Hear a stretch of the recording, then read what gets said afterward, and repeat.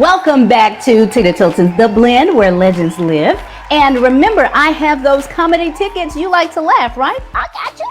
The funny First Friday's Breast Cancer Awareness Edition. Friday, October 7th at the Vineyard. It's featuring Chestnut, Chantel, and Henry Coleman. If you want tickets for you and a guest, all you have to do is go to my website, www.tinatilton.com, to register to win tickets for you and for a guest. But speaking of guests, today's guest is a smooth gospel jazz artist that is selling out at all of his events. You guys help me welcome Mr. Sam Rucker. Hey everybody. Hi, Tina. Welcome to The Blend, and thank you for being here with me today. Just selling out. But you know what? Before we get into your sold out events, tell me about life growing up in Virginia. Oh man, well, the region of Virginia that I live in Hampton Roads, and where I'm from Virginia Beach, and it's a big military region. You know, there's like 7 or 8 military bases in this area, and so my father is a retired colonel. And, so you have a lot of friends that come and then they're gone because people get restationed. So this whole area is really a mixture of people a lot of transient people that come just for a few years because they're stationed here and then they go. But you do get a good mix of different types of people from different places here. Okay. And you play the saxophone. Yes, ma'am. But you're also a minister. You're a worship leader. Yes. And so I want to know, how do you effectively marry the two? How do you marry the saxophone and ministry and leadership? Well, the thing is that for me, there's no separation. No separation. So all music is inspired by something. Every artist that you've ever had on this show has had some sort of inspiration or something that drove them to from somewhere, right? Do it. And actually, what every artist has in common that you've had is that they have all had a gift, right? That's right. But the deal is, we all have the same giver of gifts, Yeah. And that is the man upstairs. I know that's right. Our Heavenly Father, right? Which art in heaven. Right. So God gives you gifts. Absolutely. Give it back to him and just allow him to use it in whatever way he sees fit. You wind up, using it in whatever way is uniquely for you. The plan that he has for you. So there's not really, there's no separation for me. My inspiration is always the same. Whether I'm playing at a festival or at a club or one of my dinner concerts or in a church, it's the same inspiration and you get the same thing every time. As a worship leader, though, at a church, and as someone who has played with artists such as Eric Benet, I can't help but think, I'm like, do you ever get inspired to play Georgia Porgy and up top and just turn it into the Lord somehow? Well, you know what I'm saying. Most of the time, the same musicians that you have in the church are the same musicians that you have, on these concert stages. You're right. Sometimes it's hard to tell the difference, Yeah. The groove might really be the same sometimes, But like I said, it's the inspiration and spirit. It's the inspiration behind the music and the giver of gifts. I tell you. With no vocals, then, because jazz and the sounds of the saxophone is obviously instrumental. No vocals. And so with no vocals, how do you get or keep the crowd engaged? Well, for one thing, I actually do have a lot of vocals in my songs. Typically on one of my albums, at least half of the songs will have vocals in the hooks, where I play the lead verses like a lead singer would normally, but then there's always a chorus and verses in the hooks. And a lot of times I love using vocals in the hooks, and I use a lot of vocals. But to answer your question, I believe it's really about the spirit behind the music. Even instrumental music communicates something to you. You feel a certain way when you hear even an instrumental. If you take the lyrics off of a Dr. Dre beat, after Dr. Dre off of even that track is gonna make you feel a certain way. Yeah. And it's the same thing with jazz or any type of music. There is a spirit behind it, and there's a mood that comes with it. Music just has that ability to be that universal language, as they say. Your bio states that you have graced many stages across the U.S. Give us a few. Oh man, I've had the opportunity to, perform in a lot of places. I had the opportunity to play with Norman Connors for a couple of years in his Starship Orchestra band, and so we toured a number of places. I've had the opportunity to do some iconic places, even like some bucket list places like the Iridium in New York, right?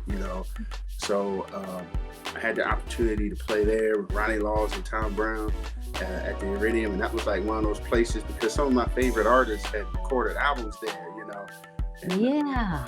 and so being able to play there was amazing. I love going to New Orleans and the iconic spots that they have in New Orleans. The clubs and places that they have there are phenomenal, and there's a bunch of places there. I bet. Nowlands, as they say, is all about that jazz. Nowlands, food and music. Food and music. Yeah.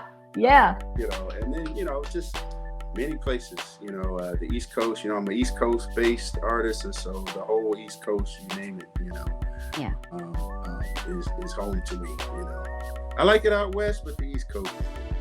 Yeah, that home sweet home. Like me, I would say I'm a Southern gal because I am born and raised in the South, Memphis, Tennessee. Oh, Please do not associate with us with the first 48. We know. We're getting better, prayerfully. Yeah. But anyway, let's just keep it moving. Memphis had just recently had a jazz festival that featured Peabo Bryson, Jonathan Butler, Najee, Pieces of a Dream. Who are some of your people? What should I say? Who are some of the jazz and gospel artists or greats that you have performed with? Oh man, so I've had the opportunity to open on the gospel side for Ben Tankard. I always loved Ben Tankard. Tankard, yeah. He's gospel jazz also. Yeah, he is. So I had the opportunity to open for him. I played with icons like Candy Staton and Ron Canoli. A few people on the jazz side. I love my contemporaries, guys like Peter White and Huge Groove, that is. As well as legends like, being with Norman, you get to play with people like Gene Carn and iconic people that, you always heard their music growing up. And now all of a sudden you're on stage with Norman, for that matter. I started in rap, and we would be some of the people I was sampling back in the day. Wait a minute, what did you say? You started where? I started in rap. I grew up in the hip hop age now. What? So hip hop is in my blood. So did I. Are you serious? There you go. So from rap to jazz? Absolutely. Look, rap. My style is a formula, it's some hip hop, it's some jazz, and it's some gospel, all mixed into one. You know what I'm saying? Yeah. What happens? It's when hip hop grows up and gets saved. That's what you get. Well, count me in on that one because likewise. We in there. There you go. Yeah, I recently hosted that jazz festival that was here in Memphis, and one guy behind the stage asked me, he said, how did you go from rap to hip hop? How did you go from hip hop to jazz? I said the same way I went from 25 years old to 50. Exactly. Yeah, you kind of grow up. Exactly, man. That is good. Well, tell me about this dinner and sax show. Yeah. It's been coming out since June of this year, and wow, tell me about that. Man, I'm so excited. My current release is called In Position. It's a single called In Position, and the album is to follow. Second single comes out on October 10th. We'll plug that real quick. But what we've been doing is called the In Position Dinner Concert Tour. And what I've done is partnered with an amazing chef. His name is Chef Asar Ariam. And so what we do is we create an exclusive experience where you have a full-course gourmet meal that's like the opening act, Wow. And it's a meal that you can't get anywhere else. He's absolutely amazing and top-notch. And then I do the In Position concert. And so it's a dinner show. So the theme of my concert show is giving you the recipe that it takes to get yourself in position to win in life. So In Position is the name of the single, and In Position is the theme of the show. And so you get a recipe at this show. Each song is an ingredient or a special seasoning or a special spice. And so we really have a lot of fun with the show. And at the end of the show, you have this ingredient that tells you how you can get yourself in position to win in life, to live your best life. And so the combination of the two of us is just, it's great. It's something that is exclusive, like something you just can't get everywhere. So, no wonder it's been selling out. Yeah, it's been really good. So we're looking forward to new dates next year, getting into more cities next year. Maybe we can get down in Tennessee. In Memphis, Tennessee, that's right, because that's certainly, that certainly sounds like something that our audience would be interested in seeing. Yeah, it's absolutely. I like to say that it excites all of your senses. You got food, you got the taste, you got the smell, you got the music with the groove, and then it's giving you something to think about in life. Like, those basic. Am I in position? How do I win? Yeah. We talk about tough times in life and how to overcome and things of that nature, because I have a song that did really well on my last album called Overcomer. And that's what that song is about, being an overcomer even in the tough times. And so you really wind up, feeding your body and your soul and your mind, Yeah. And so it's a great experience. And I got to say this, you can't really tell me any other sax players or jazz musicians where you can go to their show, buy a CD, a t-shirt, and a jar of salad dressing. You can't, nobody's doing it. Sam, I think you got it hands down. I got it. I got the salad dressing. The Chef Bazaar has a salad dressing that's just amazing. You are making me hungry, and I just had lunch. It should be dinner time, but I just had lunch. Well, this part of the show I call my uncommon question segment, and it's nothing lewd or anything. It's just uncommon. So I'm going to ask you one as well. Memphis has an upcoming comedy show on Friday, October 7th. So who is your favorite comedian and why? Man. What kind of question is that, man? I know, it's uncommon. That's a horrible question because there's so many great comedians, That's your favorite, your opinion. Oh my gosh. All right, hold on. You're making this hard, Sam. So nowadays everybody loves Kevin Hart. I love to watch Kevin Hart. I love to watch Dave Chappelle. I love Sinbad for that matter, Sinbad is still a funny cat. He is really funny, right?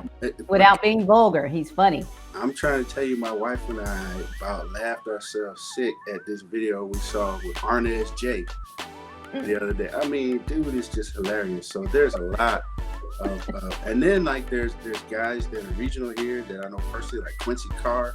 He's doing a lot of great things, and Quincy is just. It's a lot of great comedians. That's funny, huh? Yeah. But I'll tell you who I think is the greatest, though. I think the greatest of all time is Eddie Murphy. I think Eddie gets it, man, because nobody else really did the movies like he did and the stand-up like he did. He like covered the whole thing. So I think he has to get the GOAT title. Eddie Murphy gets your GOAT title. Okay. Well, I know you mentioned briefly about your fourth solo album. You did mention, give us the title of that again and a little bit of information about it. Yep. So the album is coming. The album is coming probably in January, February. Okay, February, beginning next year. Because the current position is called In Position. The current single is called In Position. The next single is called Unspeakable. That starts on October 10th. And then the album, which is also titled In Position, will be released in February. All right. Well, we need to make sure that we go to on those platforms and download. Yes. And samrucker.com. So go to samrucker.com and you see the latest of when the releases are coming, show dates and so forth. And of course, anywhere you listen to music, just put it in your playlist, like it, and repeat it. Play it loud. Play it loud. My husband his name is Sam, and he's actually also a gospel musician, just like you are. I know your wife's name wouldn't happen to be Tina, would it, or close to it? Lisa. So still 4 letters. Yeah. But yeah, his name is Sam, and he's a gospel musician. So do you often hear "Play It Again, Sam"? Because they sure do him like that. Play it again, no, Sam. I've never heard that one. Yes. Come on now. Yes, all the time. You hear it all the time. Okay. Play it again, Sam. Green eggs and ham, all of that. I got that whole life. I figured as much. I just had to ask. Well, Sam Rucker, I do thank you for being a guest on Tina Tilton's The Blend with me today. And for you that are watching, remember to go to my website, www.tinatilton.com, to register to win tickets for you and a guest to the Funny First Friday Breast Cancer Awareness Edition. That's a long title, Sam. Friday, October 7th at the Vineyard. Chestnut, Chantel, Henry Coleman. You guys, the doors open at 6 and the show starts at 8. But you can always purchase that ticket by calling 901-707-0217. And again, I want to thank Sam Rucker right here. Thank you, Tina. Thank you so much. Oh, you're so welcome. You're so welcome. Matter of fact, I want you to hold the line. So I want to thank Sam again for being a guest right here on Tina Tilton's The Blend. And thank you for watching. Sam, hold the line and hold the line. Thank you for watching.